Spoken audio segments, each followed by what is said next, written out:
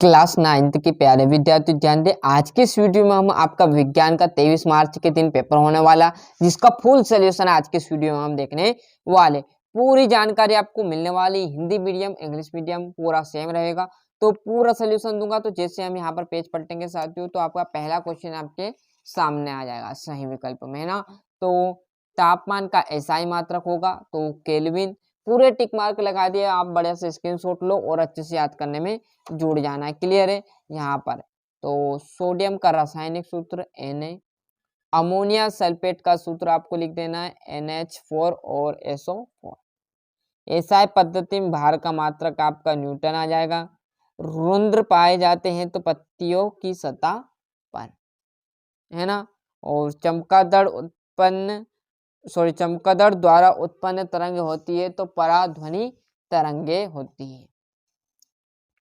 Choose the correct option देखेंगे। पूरे भर दिए है ना, मेहनत करना आपके हाथों में, बाकी बताना हमारे हाथों में रहने वाला है। क्लियर है। ये आपका चौथा, और जस्ट इस पेज पर यहाँ पर आओगे तो आपका ये पांचवा और ये छठा। रिक्त स्थान भरती है, सभी कोशिकाओं के चारों ओर पाई जाती है तो कोशिका झिल्ली क्या पाई जाती है, कौन सी झिल्ली पाई जाती है, कोशिका झिल्ली। सोडियम का परमाणु क्रमांक होता है 11।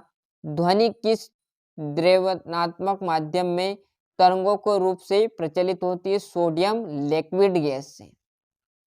और गति का नियम सर्वप्रथम ने दिया था तो न्यूटन ने।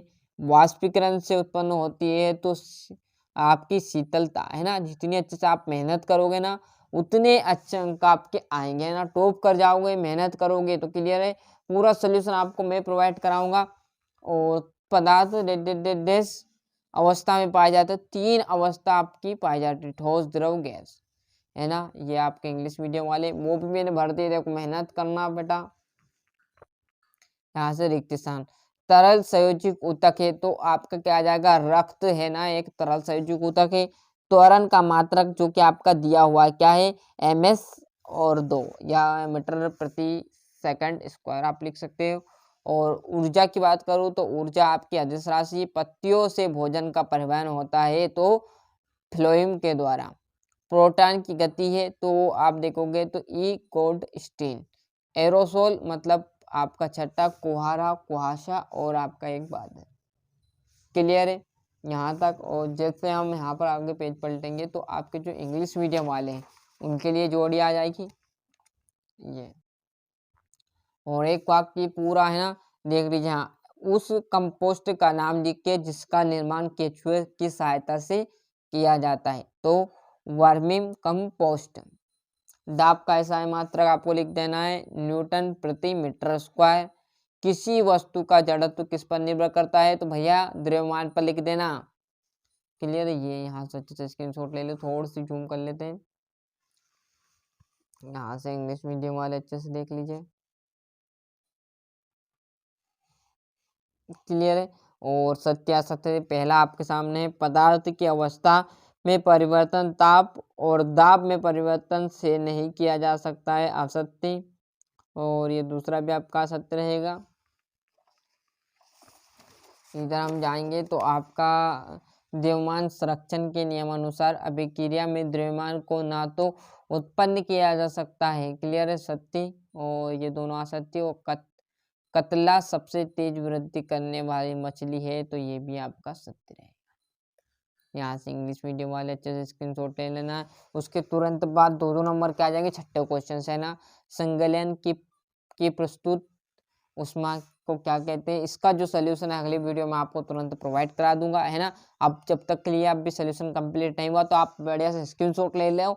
और जब आपको प्रिंटेड नोट्स बनाए होंगे तो उसमें से याद कर लो, और नहीं है तो सीरीज में से, और भी नहीं है आपके पास कोई भी साधन, है ना। क्लियर है। तो जस्ट मैं इसका सोल्यूशन अगली वीडियो में आपको प्रोवाइड कराऊंगा, उसमें से आप कर लेना। पर जब तक ये देखो कोई सीरीज हो तो उसमें से आपको याद करने में जुड़ जाना, है ना। संतप्त विलयन की उदाहरण सहित वाक्य, निलंबन के कोई 2 गुणधर्म आपको लिखने हैं। समस्थानिक ये आपका 10वां। 11वां, पौधों में सरल ऊतक जटिल ऊतकों से किस प्रकार भिन्न होते हैं। फ्लोएम के संगठन अवयवी कौन कौन से हैं। एक समान वृत्तीय गति के उदाहरण आपको देना है। जड़त्व से आप क्या समझते हैं।